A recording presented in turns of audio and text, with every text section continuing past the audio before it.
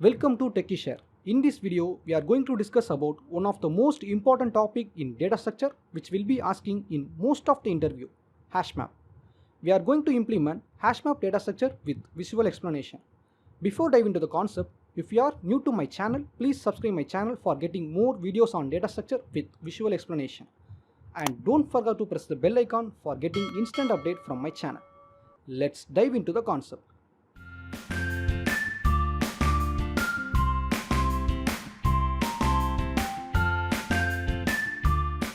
Hash map is a linear data structure. It's kind of a key value per node structure.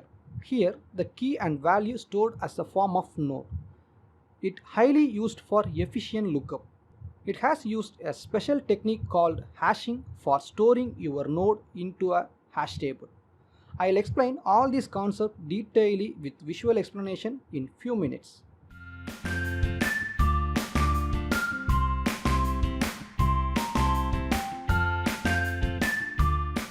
I already told you, hash map highly used for efficient lookup. We can say that at time complexity of O of 1, we can get the key from your hash map. The hash map performance was improved after Java 8. Actually, in Java 8, they have implemented hash map with red black tree. I will explain this red black tree implementation with hash map once I complete this red black tree data structure. So, let me implement this hash map data structure in Java. In hash map, your key and value will be stored as a form of node. So nothing but I'm going to create one inner class for called as hash node. This hash node will hold your key and value. So I'm just creating one inner class called as hash node. This hash node having two fields. One will be the key and another one will be the value. So I'm just creating string key and then string value. I'm going to initialize this key and value through my parameterized constructor. So I'm going to create one parameterized constructor for this hash node. And I just remove the unwanted stuff, super off. I'm just removing that. Inside this constructor, our key and value will be initialized. Okay. In hash map, this hash node will maintain inside a hash table. So the hash table nothing but it's like as a arrays of hash node. Okay, so I'm just creating one hash table for maintaining this hash node. Private hash node of array hash table equal to null. By default, this hash table bucket size will be 16. So I'm just creating one bucket size field. By default, this value will be 16. Now we have a fields, right? So we are going to initialize this hash table through default constructor. So I'm just creating one default constructor for our hash map. Inside this default constructor, I'm going to initialize this hash table with that bucket size. Okay, so hash map of I'm just creating one default constructor. Inside this default constructor, I'm going to initialize this hash table with this bucket size. So new hash node of bucket size. That's it. So it will create one new hash table with the size of 60. Okay, that's it. The first method will be I'm going to insert the key value pair inside your hash map. Nothing but I'm going to put some key and value inside your hash map. This put method will having two parameter. One will be the key and another one will be the value. This key and value will convert as a hash node. That node will be stored inside your hash table. So the first thing will be you have to find it out the index position for storing this hash node inside your hash table. For that purpose, we are going to hashing our key. So this hashing technique is nothing but there's a technique for finding out the index position for storing this hash node inside your hash table. So I'm going to create hashing method for finding out the hash value. Our hash method will result as a index position. So this return type will be int. This method will accept your key. So I'm going to create string key as a parameter. This method logic will be here we just get the hash code value from this key. Using that hash code value, we are going to modular with our bucket size. Why we are doing like this? For modular functionality, always result less than modular value. We can say it as this logic resulted always less than 16. So we can use this result value as an index. because this result will be always lying on 0 to 15. So we can use this value as an index. Using that index, we are going to store our hash node inside the hash table. There is an additional step here we have to do. For some lengthier key, the hash code will result as a negative value. For avoiding this scenario, I am going to abs the hash code value. So nothing but I am just convert negative value into as a positive one. That's it. So now we get the index position of our hash table. The next step will be we simply create our hash node and place at the index position of hash table. That's it. So we have completed the first step for finding the index position from your key value. So I'm just hash the value and get the index position. The next step will be you have to create one new hash node with that your key and value and place that hash node inside your hash table at position index.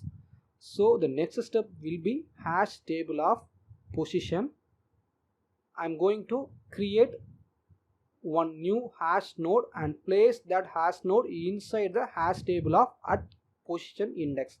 So already we have a parameterized constructor, so I'm just creating a hash node and placed inside my hash table. For better understanding purpose, I'm going to create some sysout statement. Here I'm just display the key as well as that index position. So from this we can easily identify where our hash node will placed inside your hash table.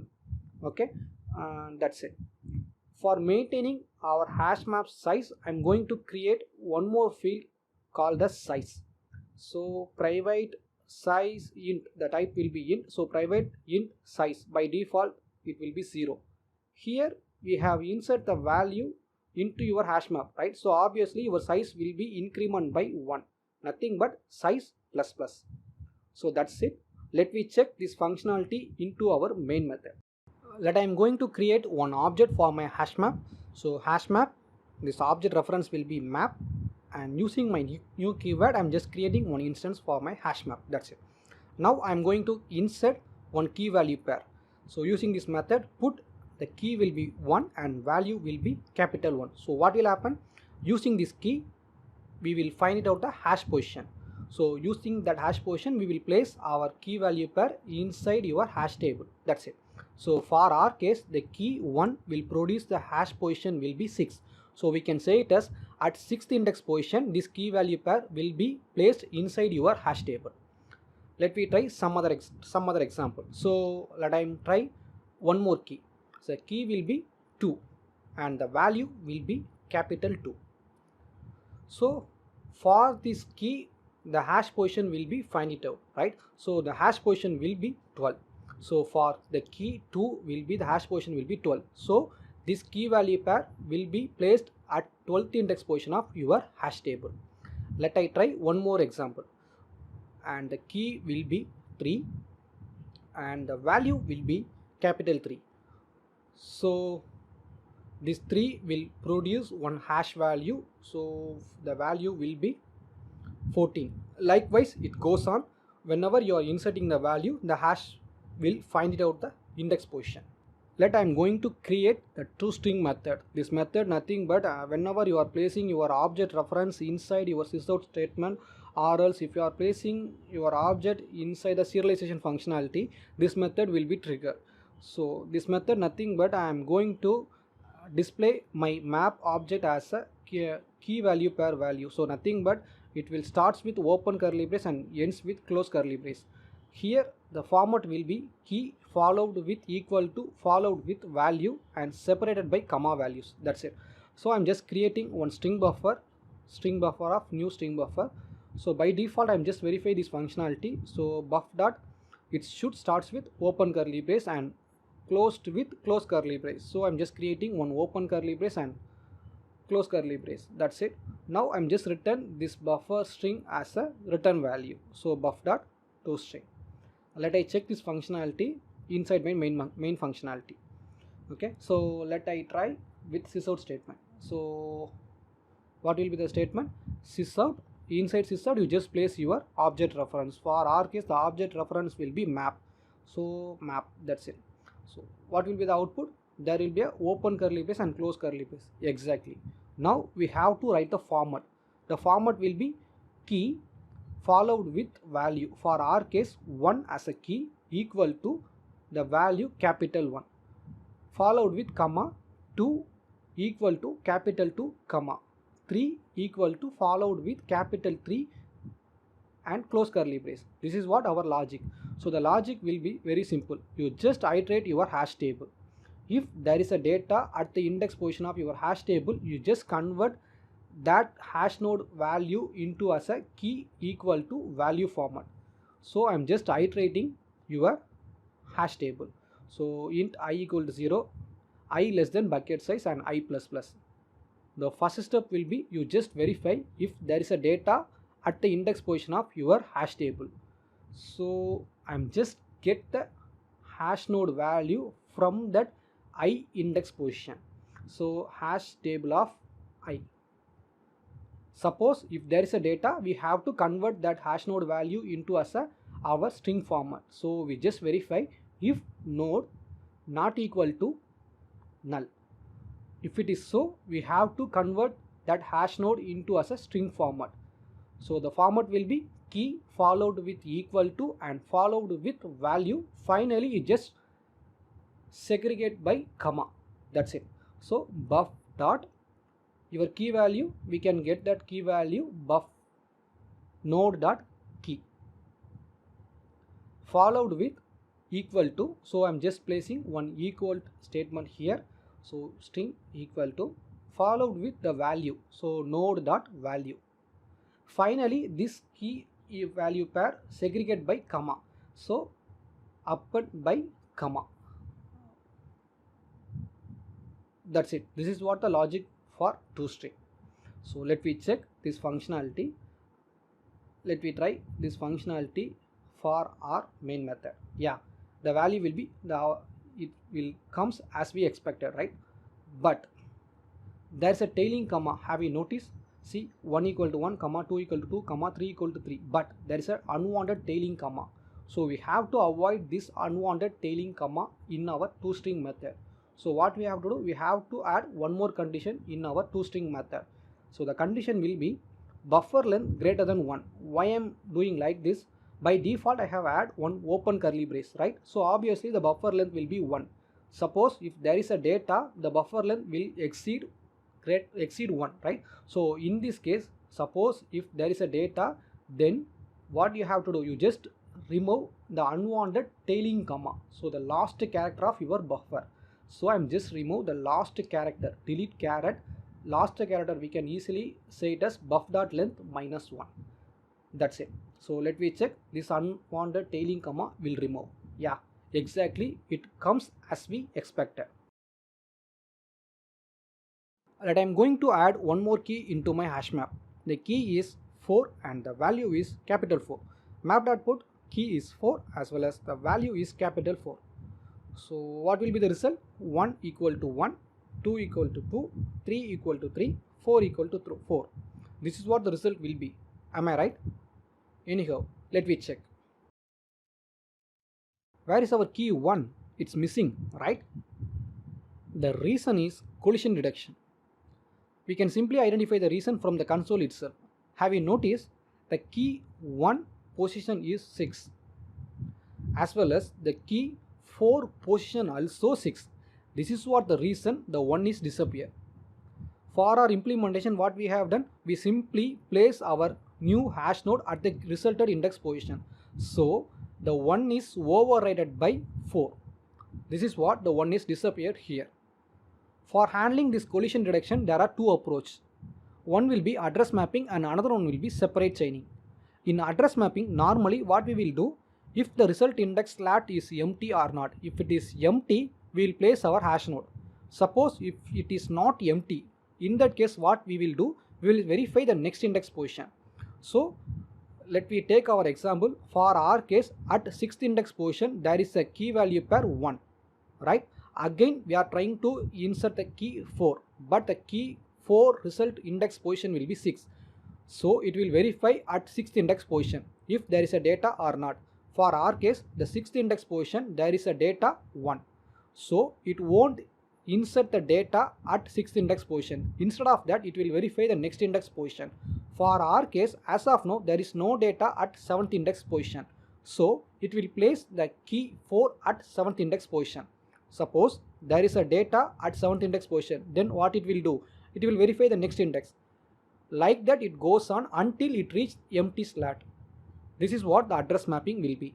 In address mapping, at some point of time, your hash table will get full. So what we will do, we will enlarge our hash table, which we have done in ArrayList. Suppose if you are in watch that video, please watch that video first for getting better understanding for this functionality. In separate chaining approach, instead of switching to next index, we'll simply keep the new node as well as old node as a linked list data structure. We can simply say it as, suppose if there is a collision occurs at some index position, instead of overriding the new value, we'll simply point this new value as the next element of previous one. That's it. In this video also, I'm going to explain separate chaining approach. Suppose if you want the detailed comparison between address mapping as well as separate chaining, ask me in the comments below. I will make a separate video for that. Let me take this example. For our case, the collision occurs at 6th index position. Am I right? So instead of overriding by 4, we will simply keep this 4 as a next element of 1. So we are simply switch this hash node as a linked list data structure. In linked list data structure, we need a one more parameter for pointing the next element, nothing but next pointer, right? So I'm going to modify my hash node class. So in my hash node class, I'm going to introduce one more reference for pointing the next element, hash node next. Now I'm going to modify my put logic. Here before what I have done, I'm simply create a new node and assign to the target index position, right? Instead of that, I'm going to verify if there is a data at a target index position. Suppose if there is no data, there is no problem. We can simply create a new hash node and place that given index position. Suppose if there is a data, then you have to traversal through your linked list. Once you reach the last element of your linked list, we simply create a new node and point to as the next element of your last node. That's it. So I'm going to create the else condition. Suppose if there is a data at the given index position, then you are going to traversal through your linked list. Suppose if you are not aware of that linked list traversal, I strongly suggest to watch my linked list data structure video for better understanding purpose. So I am simply verify if there is a next element is null. If it is null, means it will be the last element, right? So current dot next not equal to null. So once it reaches null, it will be the last element. We can simply point the next element of your new node, right? So current dot next. That's it. So I'm simply traversal to the next node. Once it reaches next means null means it's the last element. So we can simply place it as current dot next equal to your new hash node. So we simply, for our case, what we will do, we'll simply point the last index position data. So for our case, 1 will be already there at 6th index position, 4 also will be there. So now what we will do, what we have done, we simply point one next element will be 4. That's it. Anyhow, let me check. Yeah, we successfully recovered the key 1, but we are missing the key 4. Oh my god. The reason is we have to modify our toString method too. Since we have changed our logic as a linked list data structure, right? So we have to modify our toString logics too. So instead of doing if condition, we have to verify while loop, and inside the while loop you have to navigate to the next element. So current node equal to node dot next. That's it. So suppose if you are not familiar with this traversal, again I'm saying to you, I strongly suggest to watch that linked list data structure first. Yeah, now we have successfully recovered all the keys 1, 4, 2, 3. Super. Now I'm going to add one more keys. Here the trick will be, I'm going to add the existing key which I have already added into my hash map. So here I am just adding the key will be 1 and the value will be modified value. What I expect from this map, this modified value should override the previous value. For our case, the previous value will be 1, right? So it should override the previous value. So the final result will be 1 equal to modified value. Anyhow, let me check.